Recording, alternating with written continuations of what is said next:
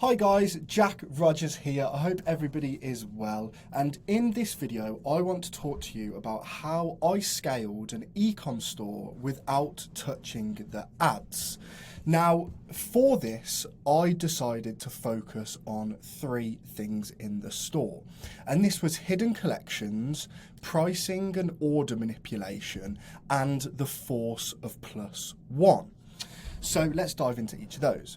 With hidden collections, we essentially found a way to hide specific collections from the main site. So this meant that you cannot access this collection anywhere other than via a direct link. Now, this is really important because we tested pricing and order manipulation next, and we don't want people on our site to see that we're testing these different things. So the pricing and order manipulation, this one is a little bit tricky, but it had massive impact on the results. So we took all of the data from the store and divided it into three parts.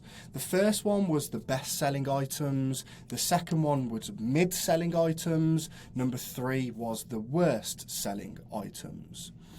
And we set the collections to show 3 items per row. And here's why we did that. So we strategically placed our pricing to sort of suit the best, mid and worst selling. So the best selling items were priced at £35 to £39. The mid selling items were priced at £47 to £67.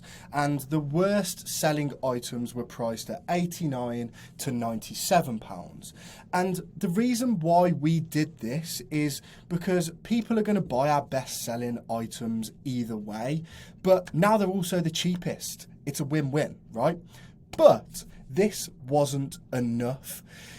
We had to think of a way to position the items in the store in a way that would be easier for the buyer to find the best deal, right? So what we did, as you remember, we did 3 items in a row.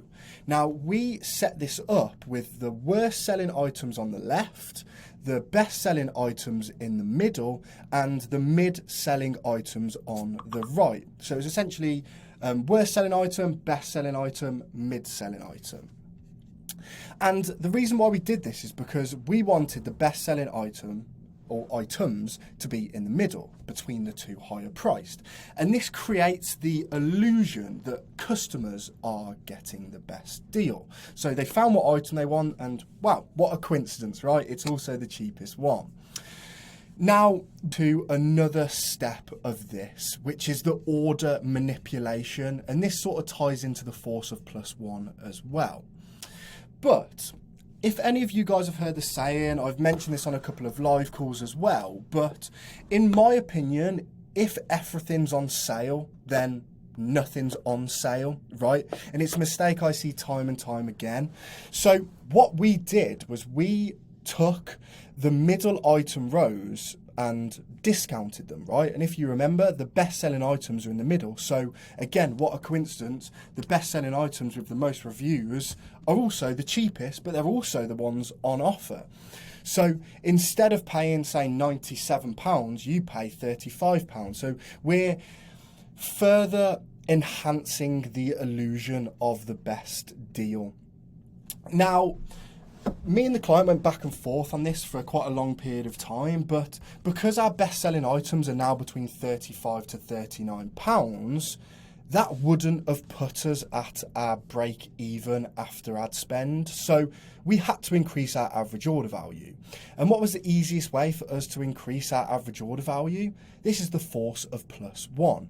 So we want to make the buyer buy one more. And a lot of people, when they do order bumps or when they do adding in products to increase those AOVs, they will just do a very simple discount of buy 2, get 20% off. Now, I personally use coupons in this. So there's a big difference between giving a percentage discount and giving money discount, but we took it to the next level. What we actually did was put a banner at the top of each page of the store, and the banner said, buy £70, get £7 off. buy £80, get £12 off, buy £150, get £20 off. Now, what this essentially meant is the price of having the items that people were going to buy, so the best-selling ones at 35 to 39, that would put the pricing at 78. So that essentially meant that you would get a £7 discount, which is amazing, right? But one thing that you're forgetting is if you add a couple more pounds, literally £2 more to your cart, you are going to get £12. So what this is essentially called is selling money on a discount. So add £2 to your cart, you're going to get an extra £5 off. So essentially you're going to get a free £3. So this essentially just locks in the buyer's mind that they need to buy more items. But if you remember correctly from the pricing, we don't have a £2 item. The cheapest was 35. So we are forcing the +1 on the buyer, increasing our AOV by a minimum of £35. So I hope all that makes sense, and I hope that's clarified a few things in terms of like strategic positioning, how I would structure them. If you have any questions on this, any concerns, please let me know.